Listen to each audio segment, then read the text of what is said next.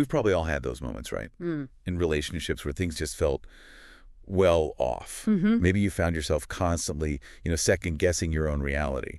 Or wondering how someone you cared about so deeply could suddenly feel like a stranger. Yeah, that creeping suspicion that something is fundamentally wrong, but you just can't quite name it. Exactly. It's that It's feeling. incredibly disorienting, Yeah. And often bewildering. And sadly, it's way more common than people might think. Absolutely. Yeah. And today, that's exactly what we're diving into. The complex, often really devastating world of narcissism and narcissistic abuse. Yeah. Our sources for this deep dive come from a series of powerful insights by Dr. Teresa J. Covert. She really lays out the facts on identifying, dealing with, and maybe most importantly, healing from narcissistic individuals. Right. And these could be romantic partners, parents, colleagues. It really runs the gamut. For sure. So our mission today is to pull out the most important nuggets of knowledge from Dr. Covert's work for you. Think of it as like your shortcut to understanding the narcissist's playbook. Yeah, understand the playbook, the huge impact it has, and crucially, how you can navigate it, maybe escape it, and start to heal and reclaim your power. Exactly. We want to offer that clarity, those insights you need to kind of arm yourself with knowledge and, well, step back into your own strength. Okay, so let's start by unpacking the narcissistic psyche itself. At its core, what is narcissism, really? Well, at its foundation, you're looking at extreme self-love, but also this pervasive sense of superiority and just an insatiable desire for control. Control is key there. Absolutely. They often genuinely believe the world is imperfect and, they are the ones who need to perfect it by controlling others. They seek power to be in total control. And if they don't get that power? That's when they can become aggressive, even abusive. And mental health professionals, they have specific criteria they look for, right? Like in the DSM-V. That's right. The DSM-V, the Diagnostic and Statistical Manual, points to things like an exaggerated sense of self-importance, grandiosity, constant attention-seeking, this belief in their own uniqueness, an overwhelming need for admiration, and just unreasonable expectations from others. They genuinely think they deserve special treatment and that everyone should just comply with what they want. You mentioned something earlier, the empathy void. That sounds absolutely fundamental. If they lack empathy, what does that really mean for trying to connect or resolve things? Is real understanding even on the table? That's really the crux of it, isn't it? It's not just like a missing piece. It's a structural barrier. Right. Because they can't truly step into someone else's emotional world.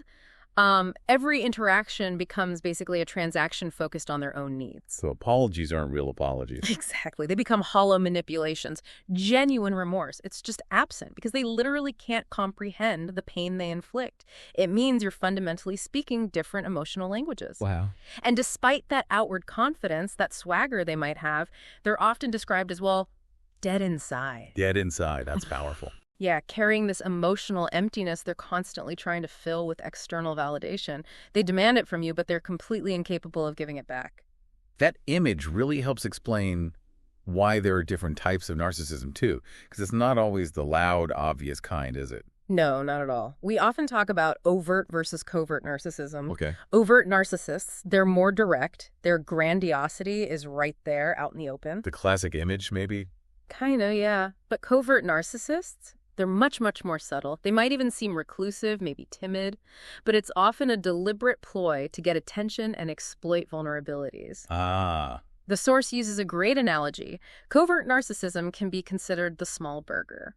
Less obvious, maybe, but it's still a narcissist. And why is it so important for us, for you listening, to understand that difference between overt and covert? Why spot both? Well, it's crucial because that covert type, it often catches people completely off guard. Right, you're looking for the loud one. Exactly. You're expecting the bragging, the showiness, and you miss the quiet, manipulative one who's subtly undermining you or playing the victim to get what they want. Recognizing both just means you're better armed against their different approaches. Makes it harder for them to kind of sneak into your life under a less obvious disguise. Okay, so we have overt, covert. Yeah. But I understand there's a third, even darker category. Yeah. Can you tell us about malignant narcissists?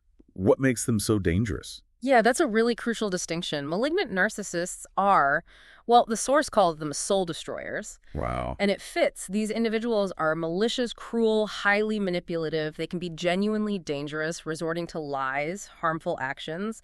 The sources suggest they share traits with sociopaths and psychopaths. So, like, lacking conscience entirely. Pretty much. The example given is they might run you over and then scold you for being in their way. They can be just plain cruel, aiming to cause chaos and destruction, and sometimes even seem to derive pleasure from it. That is terrifying. Yeah. Which just begs the question, how does someone become like that? Is it mostly nature or nurture? What does the research say? It really seems to be a mix of both. There's evidence for a genetic predisposition, psychobiology, maybe inherited brain wiring. But early childhood experiences definitely play a huge role too. And interestingly, it can be both extremes of parenting. How so?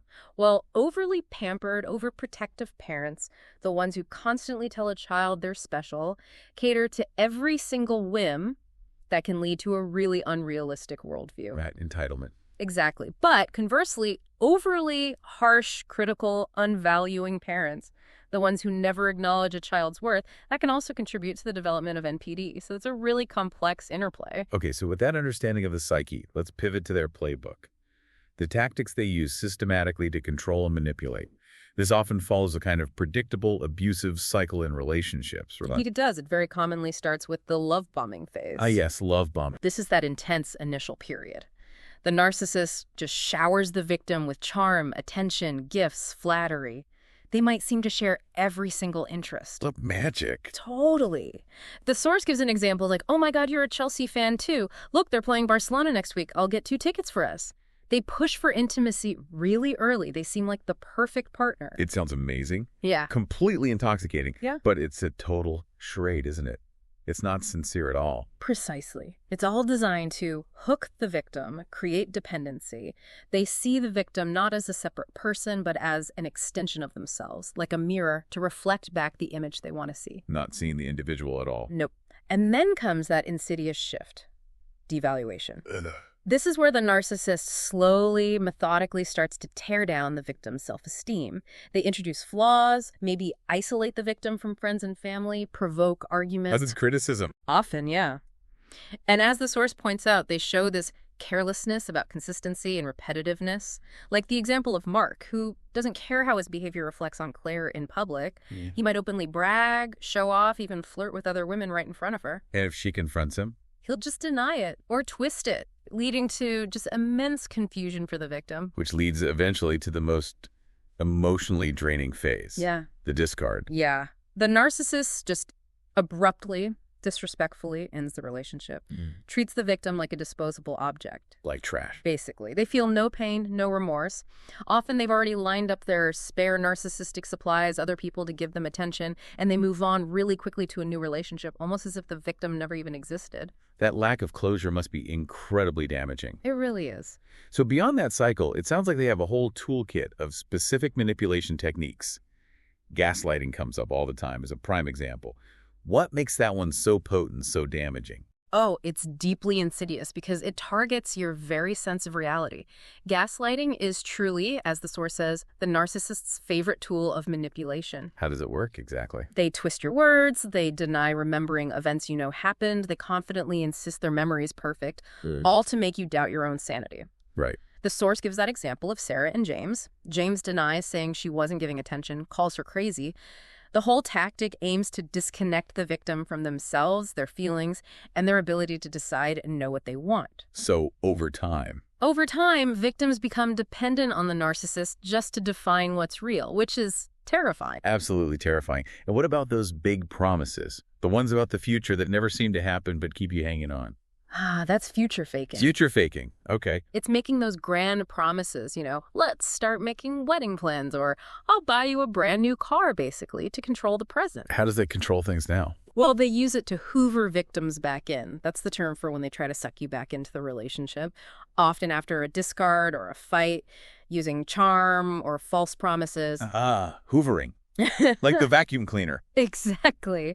Or they use future faking just to end fights, or even just keep a conversation going if they feel like they're losing control. They often overestimate themselves, hyping up the future to get what they desire right now. They also seem to have this really sadistic way of involving other people in their games, don't they? Oh, they absolutely do. That's triangulation, and the source calls it a sadistic manipulation method. Triangulation. Okay, what's that? It's where the narcissist pits two people against each other to maintain control. They often use what are called flying monkeys. Flying monkeys? Yeah. Like in Oz? Sort of, yeah. It's a term for people they manipulate, often unknowingly, like friends, family, even therapists sometimes, to do their bidding, while the narcissist appears totally innocent. Very. The source uses that example of John and Mary, where John's uncle actually affirms John's abusive behavior without realizing he's just supporting the narcissist narrative. It creates this anti-you scenario, leaves you feeling totally isolated and fighting on multiple fronts. And taking responsibility for anything, that just seems completely off the table for them. Never happens. That's blame shifting, or what the source calls emotional ping pong. Emotional ping pong, I like that. Yeah, they just refuse to take responsibility. They always project the fault onto others, making absolutely everything your fault. Like what? You hear things like, it's your fault I'm not successful, or even horrifying things like, it's your fault I slapped you yesterday. It's all designed to make the victim feel immense guilt and take responsibility for the narcissist's own failures and abusive actions. It's just awful. Yeah. What about when they start trying to pull you away from your friends, your family, your support system? That's isolation.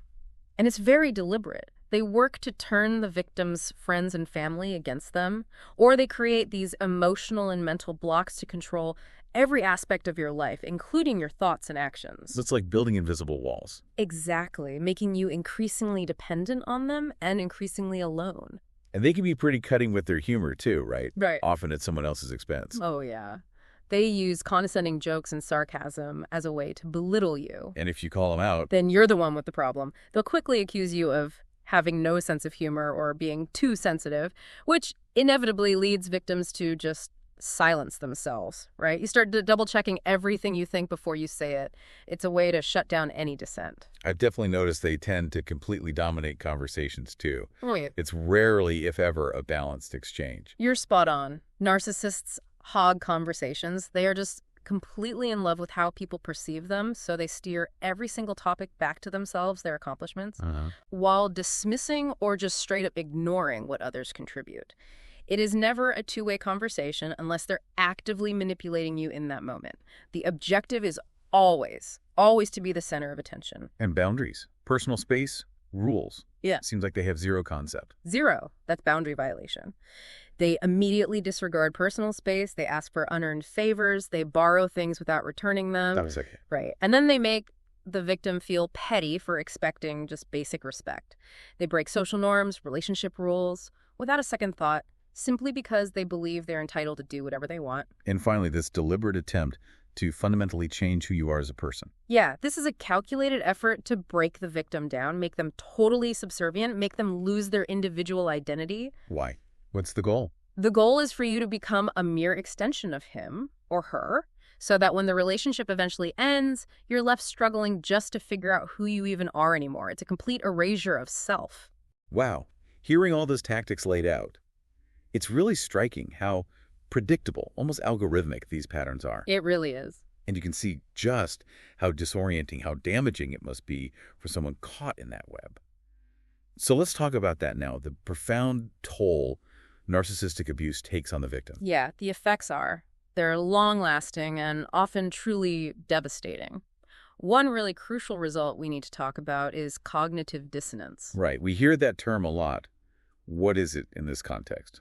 It's that brain fog, that emotional dizziness that happens when victims are struggling to reconcile the narcissist's words with their completely contradictory actions. Like with Sarah and James earlier. Exactly. It leaves you questioning your own sanity, experiencing these conflicting thoughts, this profound sense of confusion. It's like being stuck on a mental and emotional carousel that just never stops spinning. And the impact goes way beyond just mental confusion, doesn't it? Yeah. It affects their whole being.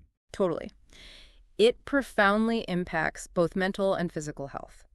Victims can experience severe depression, chronic anxiety, deep loneliness, even suicidal thoughts sometimes. And physically? Physically, that prolonged stress, it can manifest as significant weight loss, stomach issues, digestion problems, even autoimmune disorders can flare up or develop because those cortisol levels are just constantly in overdrive, suppressing the immune system. It sounds like they literally become just a shadow of their former self. That's a perfect description. Victims experience this profound loss of self. They lose their self-esteem, their confidence, that inherent sense of intuition we all have. They often feel worthless, invisible, completely unlovable, and they're constantly blaming themselves for the abuse they endured. It's a really tragic transformation. So given that absolutely devastating impact, how does someone even begin that incredibly challenging but crucial road to recovery, to reclaiming themselves? Where do you even start? Well, the first hurdle, and it's arguably the most important one, is acceptance, not blame. Acceptance. You have to accept that what happened was abuse, and crucially, that it wasn't your fault. You take responsibility for your healing, not for the narcissist's actions. The goal is to shift from thinking of yourself as a victim to embracing being a survivor. And understanding your reactions made sense at the time. Exactly. Understanding that every reaction you had back then was probably the best you could do in those impossible circumstances. And then there's that power word for healing and self-protection. Yes, boundaries. Strong boundaries are absolutely crucial. What does that look like in practice? Well, it involves positive self-talk, understanding your own energy field or aura, seeing it as this invisible boundary that protects you. It means developing emotional independence, maybe connecting to your spiritual source if that resonates. And practically, day to day. Practically, it means setting really clear boundaries, maybe even putting them in writing, stating the consequences if they're crossed, and being very direct in your communication. No ambiguity. And then there's that simple but incredibly powerful little word, no. No. It's possibly, as the source says, the most important tool in the human vocabulary for breaking free. But they won't like hearing it. Oh, be prepared for backlash. They are absolutely not used to hearing it. But standing firm is just vital for reclaiming your autonomy. Okay, and since narcissists weaponize information against you, guarding your personal details becomes really critical. Absolutely essential. You have to guard your information meticulously. Filter what personal details you share. The source even suggests you swear your friends to secrecy. What? Yeah. Be extremely careful what you share, especially online, because narcissists have perfected the art of turning even seemingly mundane facts into serious venom to use against you later. Assume anything you share is potential ammunition. Got it. And what about trying to beat them at their own game, trying to out-manipulate them? Is that ever a good idea? No, don't compete with a narcissist. It's a game you will always lose. Because they play by completely different rules. They don't operate under the same rules of decency or conscience that you do. Your own conscience will actually keep you from winning that game. So what do you do instead? Maintain your composure. Stay calm. Your calmness can actually be quite disarming to them. And if you are discussing accomplishments, maybe use we instead of I to avoid inadvertently triggering their need to one-up you. That makes sense. And when you're feeling totally overwhelmed by them, it's okay, maybe even necessary, to just step away, create space. Absolutely. Take a time out. When you're feeling overwhelmed, just completely detach. Ignore contact for a bit to give yourself space to heal from their toxicity. And that's different from their silent treatment, right? Totally different. The manipulative silent treatment is designed to punish and control. A timeout is for your self-preservation, for your clarity, not to cause distress or manipulate the other person. The narcissist works so hard to make you doubt your own gut feelings. So reconnecting with that inner voice must be vital. It truly is. Trust your intuition. The narcissist has spent maybe years telling you not to believe your gut. So practices like meditation, deep breathing, journaling, they can really help strengthen that vital internal compass, allowing you to seek out the truth of the situation for yourself again.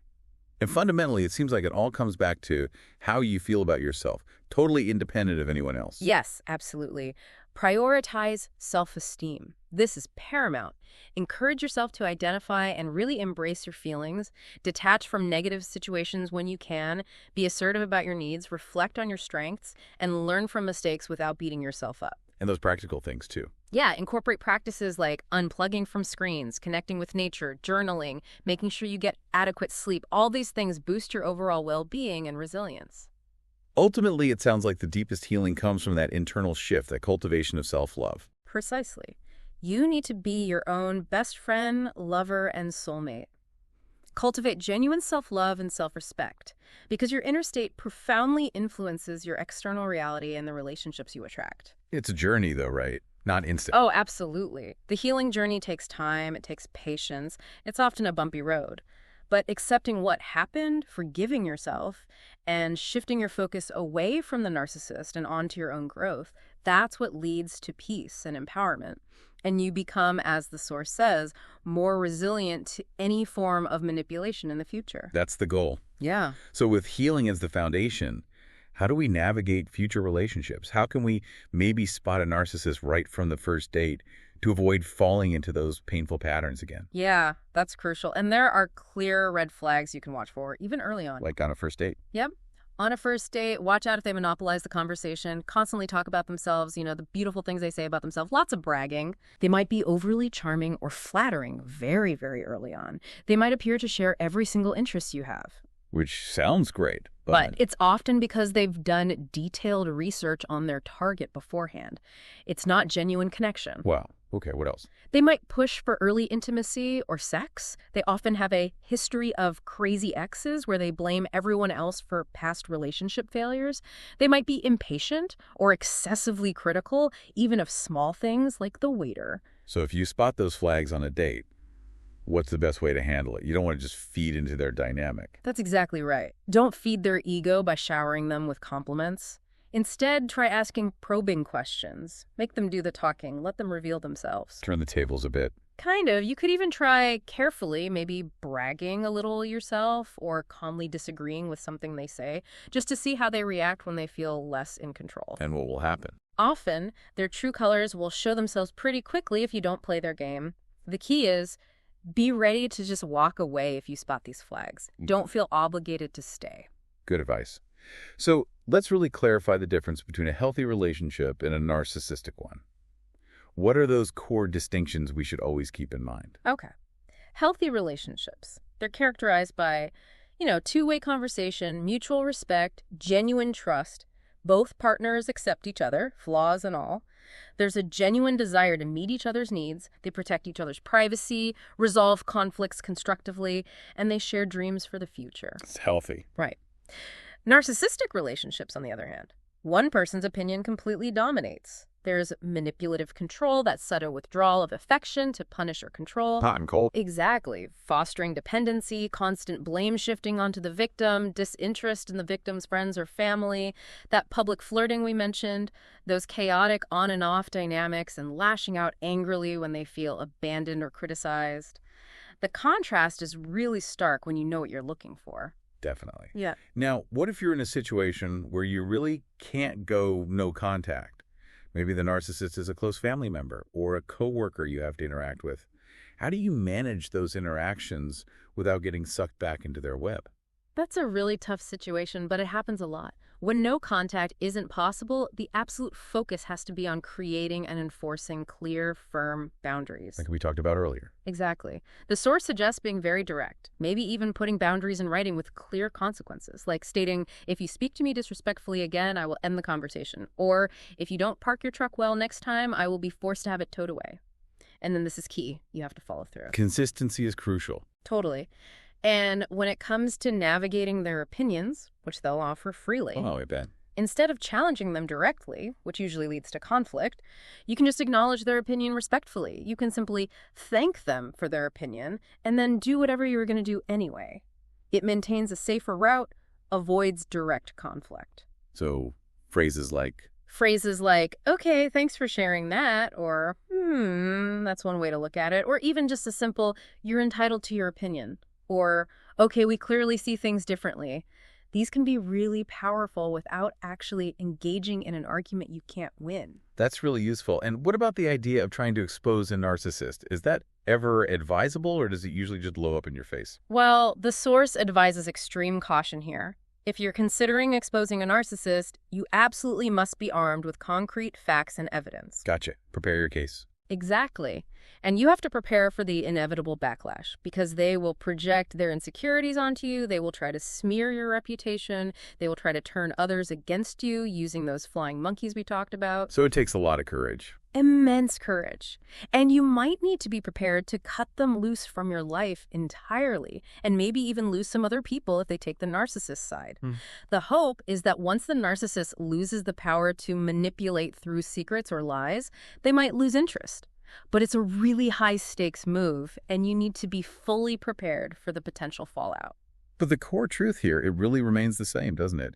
Ultimately, we can't actually change a narcissist. That is the single most important takeaway, I think. You cannot change a narcissist. Their personality structure is just too deeply ingrained.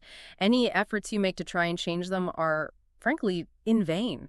They're extremely resistant to admitting fault, let alone actually changing their behavior. So the only real path? The only path to peace and well-being for you is to protect yourself, enforce those boundaries, and prioritize your own mental and emotional health above trying to fix them. We've covered so much ground today. We've journeyed through this really intricate, often painful landscape of narcissistic relationships, from that initial deceptive charm through all the destructive tactics and onto the profound but possible path to healing. Yeah, that journey from confusion to clarity, from feeling like a victim to becoming an empowered survivor.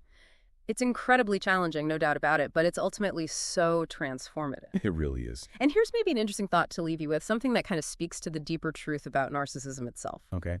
The ultimate irony of the narcissist's existence is that their relentless, desperate pursuit of admiration and control often leaves them, as the myth suggests, forever gazing into the pool at their own reflection. They're fundamentally unable to truly love themselves, and therefore utterly incapable of the very genuine connection they desperately seek to exploit in others. Wow. That really puts it in perspective. So knowing that, the question for you listening becomes, what does this understanding mean for your own pursuit of authentic relationships? For your own self-acceptance? For living a life that's truly aligned with your deepest values, completely free from that kind of external control? Carry this knowledge with you, not as a burden, but really as a shield and as a compass. Absolutely. Remember, you are valuable, you are worthy, and you absolutely have the power within you to create a life filled with genuine connection, real peace, and authentic joy.